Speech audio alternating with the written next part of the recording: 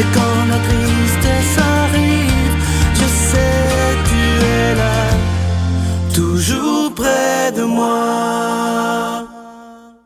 Bon mercredi, bienvenue à votre émission La Victoire de l'amour. J'espère que vous allez bien. Ce matin, j'aimerais saluer d'une façon toute particulière ceux qui nous écoutent sur leur tablette ou leur téléphone intelligent. Vous savez, vous pouvez écouter les émissions à l'heure que vous voulez, vous les recevez le matin et à l'heure que vous voulez, vous pouvez les écouter. C'est très pratique, il y a beaucoup de gens qui m'en parlent d'ailleurs. On rejoint immédiatement Luc Faneuf.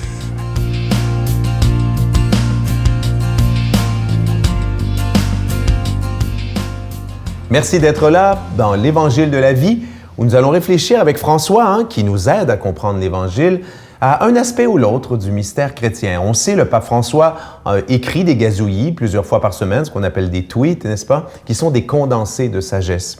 Ce que j'ai relevé pendant le temps de Pâques, en date du 2 avril, c'est ce magnifique gazouillis qui fait référence à un des épisodes les plus importants de la vie de Jésus en des heures solennelles, soit la dernière scène. Alors, je vous lis le gazouillis.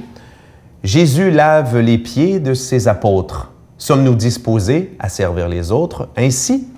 Alors, voici la question que nous posait le pape en ce 2 avril. Et on se souvient qu'il le fait lui-même chaque année lors de la messe du Jeudi Saint.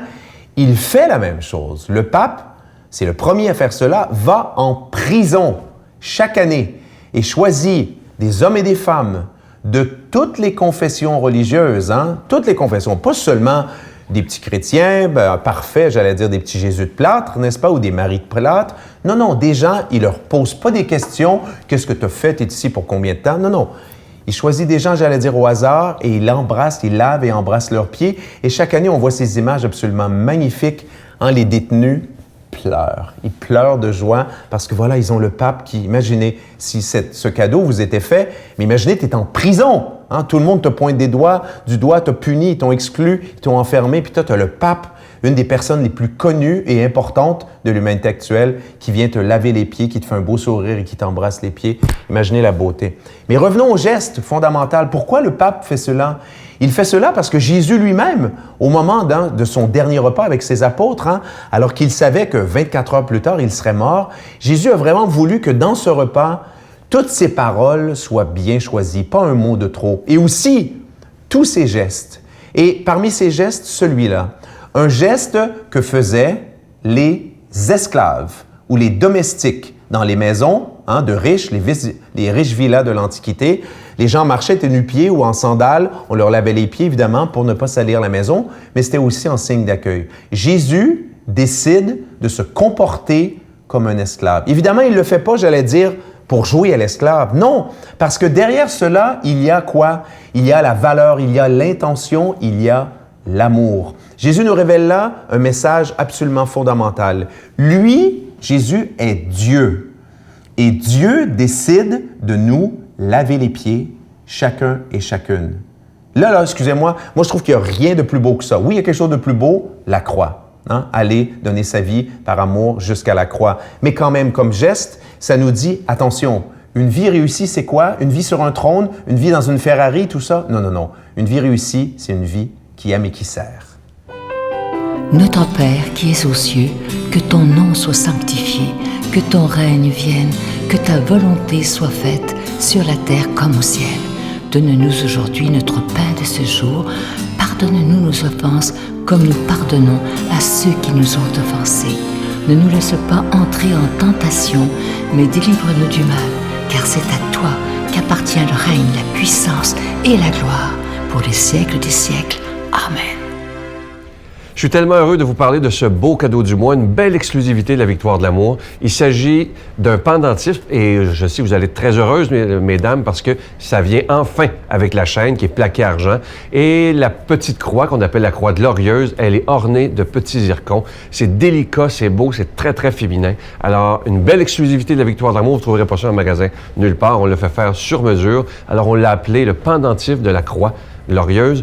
Je me permets de vous demander si c'est possible un don spécial en ce début du mois de juin, parce que les derniers mois ont été très, très, très difficiles, même inquiétants. Là, l'été arrive et évidemment, l'été, c'est plus difficile au niveau des dons, mais moi, je continue de mettre toute ma confiance en ce Jésus qui est Prince de la paix, le maître de l'impossible, mais aussi en chacun et chacune de vous qui donnerez des mains à la Providence. Je vous rappelle que c'est avec un don de 25 $ et si vous en voulez 2, c'est avec un don de 40 $ parce que ça se donne vraiment bien en cadeau. Je vous donne l'adresse. La Victoire de l'Amour, casier postal 120, succursale Boucherville à Boucherville, le J4B 5E6, je vous la redonne. La Victoire de l'Amour, casier postal 120, succursale Boucherville à Boucherville, le J4B 5E6. Également par téléphone, par carte de crédit du lundi au vendredi de 8h30 à 16h30 dans le 514-523-4433, 523-4433 ou sans frais, le 1-888-811-9291, 1-888-811-9291 et aussi sur notre site Internet, le www.lavictoiredelamour.org. Je me permets de vous dire merci de tout cœur de votre prière et merci aussi de votre soutien financier qui est vraiment essentiel. Merci.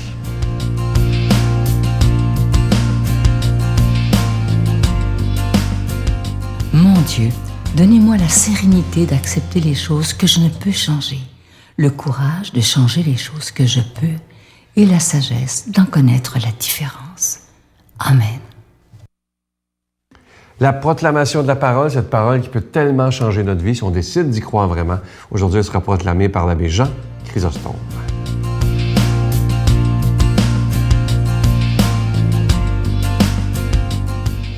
Chers frères et sœurs, le Seigneur est avec vous et je veux qu'il puisse vous accompagner durant toute cette journée, surtout par sa parole. Et je vous propose justement un texte des Écritures et qu'il vous accompagne aussi sans doute par toutes les rencontres que vous allez avoir, par la présence des uns et des autres dans cette journée et aussi qu'il vous accompagne par tout ce que vous allez découvrir à travers la nature. Il commence à faire beau, en tout cas vous pouvez profiter pour découvrir le Seigneur et vous laisser accompagner par lui à travers toute la beauté de la nature aussi. Alors voici le texte que je vous propose ce matin. Il est tiré de l'Évangile selon saint Matthieu. C'est au chapitre 5, du 17e au 19e verset. Comme les disciples s'étaient rassemblés autour de Jésus sur la montagne, il leur disait « Ne pensez pas que je suis venu abolir la loi ou les prophètes. Je ne suis pas venu abolir, mais accomplir. Amen, je vous le dis. Avant que le ciel et la terre disparaissent, pas une lettre, pas un seul petit trait ne disparaîtra de la loi jusqu'à ce que tout se réalise. Donc, celui qui rejettera un seul de ces petits commandements et qui enseignera aux hommes à faire ainsi sera déclaré le plus petit dans le royaume des cieux. Mais celui qui les observera et les enseignera sera déclaré grand dans le royaume des cieux. Voilà donc ce texte que nous pouvons quasiment acclamer par notre vie. En vivant selon le texte, on pourra dire que nous acclamons le texte.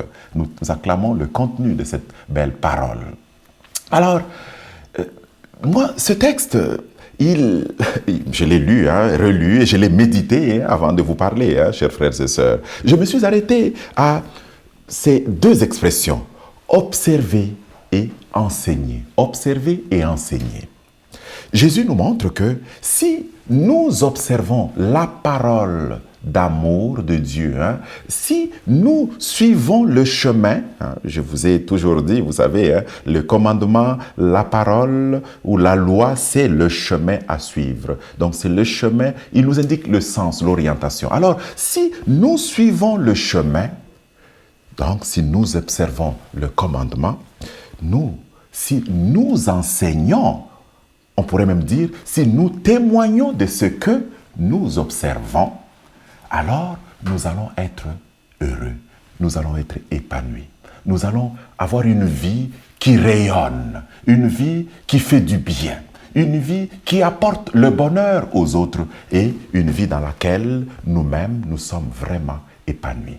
Vous savez, quand on parle d'observer et d'enseigner, moi, j'ai à l'esprit la question de l'écoute. Parce que pour observer, pour enseigner, il faut écouter la parole. Et d'ailleurs, les mots se rejoignent même dans le sens biblique.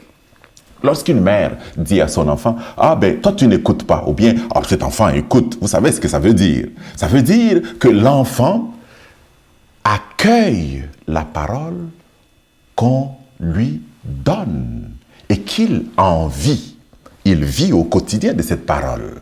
On ne veut pas dire qu'il entend simplement, que ça rentre dans ses oreilles. Non, ça veut dire qu'il agit selon ce qu'il entend, qu'il agit selon ce qu'on lui dit. Et on va dire, oh, cet enfant, il écoute vraiment, parce qu'il agit justement selon ce qu'on lui dit. Alors, le Seigneur nous offre sa parole pour que nous puissions l'accueillir dans notre vie, mais cet accueil suppose que nous puissions déployer la parole dans notre quotidien. Alors, cela nous rend heureux.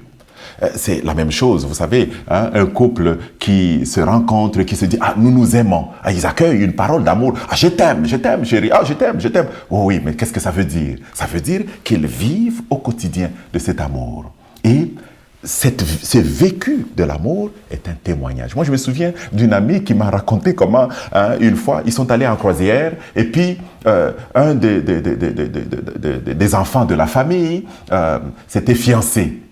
Alors, il est venu là avec sa fiancée, hein, tout joyeux, rayonnant. Qu'est-ce qu'il a fait? Il vient la présenter, il dit « Nous nous sommes fiancés ». Mais croyez-le ou pas, hein, la nouvelle a vite circulé. Hein, parce que rapidement, avec l'Internet que nous avons, là, vite, les SMS sont allés, puis vite sur Skype, et puis sur Facebook, on commençait déjà à l'annoncer. La joie de la parole qu'on se donne, c'est une joie qui fait que nous puissions vivre profondément de la parole que nous nous donnons. La parole d'amour, bien sûr. Hein, la déclaration d'amour. Et cette joie fait qu'on puisse témoigner, qu'on puisse annoncer, qu'on puisse enseigner, si on veut, ou annoncer la bonne nouvelle de la joie et de l'amour qu'il y a en nous. C'est cela que le Seigneur nous demande. Que nous puissions vivre de cela au quotidien, accueillir la parole d'amour qu'il nous donne et que nous puissions la partager, que nous puissions en témoigner, mais en témoigner par notre vie. Que durant cette journée, hein, où vous allez sans doute peut-être aller au centre d'achat, ou bien aller au parc, ou bien aller vous promener, que vous puissiez vivre de cette parole et qu'elle vous donne vie. Au nom du Père et du Fils et du Saint-Esprit. Amen. Je vous salue Marie, pleine de grâce. Le Seigneur est avec vous.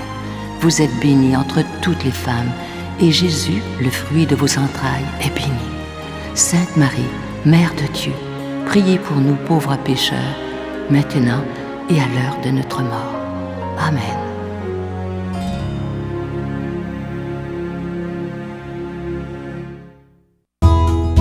La Victoire de l'amour vous invite à sa retraite spirituelle dans le centre du Québec, les 9, 10 et 11 octobre 2015. Sous le thème « Dieu est miséricorde, il espère et pardonne », venez vivre des moments de ressourcement inoubliables, en compagnie de l'abbé Robert Jolicoeur, Sœur Angèle, Sylvain Charon, Miguel Padilla et un spectacle de l'unique Robert Lebel à l'hôtel et suite Le Dauphin à Drummondville. Réservez rapidement à notre bureau au 514-523-4433 ou sans frais au 1-888-811-92-91. Venez vivre une fin de semaine exceptionnelle, remplie d'amour, de paix et de joie. Je vous invite à ne pas attendre à la dernière minute si vous voulez venir vivre cette belle retraite avec nous. Il y aura lieu au mois d'octobre, les 9, 10 et 11 octobre prochains.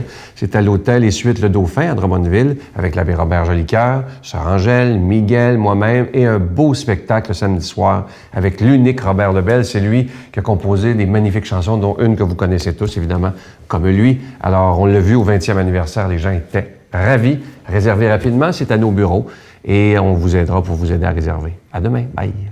Quand on l'autorise à intervenir dans notre vie, c'est vrai ça.